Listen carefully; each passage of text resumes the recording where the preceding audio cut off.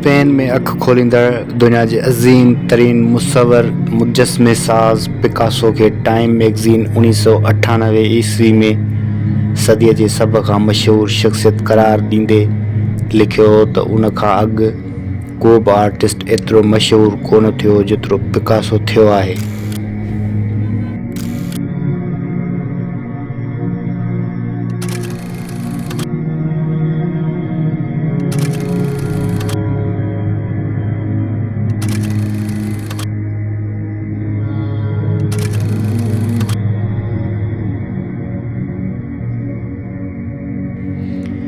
Picasso हिकु दफ़े बाज़ार मां गुज़री रहियो हो त खेसि हिकु औरत मिली। उन औरत हैरत ऐं ख़ुशी मां पिकासो खां पुछियो, छा तूं पिकासो आहीं?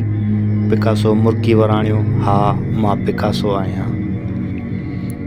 औरत खेसि कुझु लम्हे उते तरसण जो चयो ऐं तकड़ में काग़ज़ ऐं पेंसिल खणी आई ऐं पिकासो खे गुज़ारिश कंदे चयो, छा तव्हां हिन ते मूं लाइ कुझु ठाहे सघो था?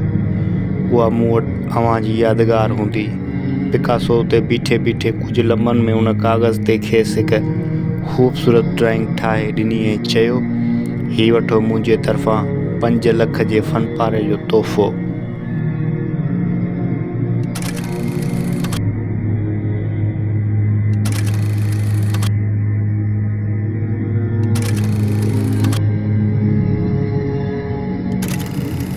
उहा औरत उन ई वक़्तु भरिसां हिकु आर्ट गैलरी में वई ऐं खेनि उहा पेंटिंग ॾेखारी। जन उन तस्वीर खे गौर सां ॾिठो ऐं खेसि चयो त हू उन तस्वीर जा 5 लख ॾेई सघनि था। उन औरत जी हैरत जी हद न रही। औरत उहा तस्वीर फ्रेम में मढ़ाए छॾी ऐं वरी पिकासो सां मिलण लाइ खेसि ॻोल्हींदी रही।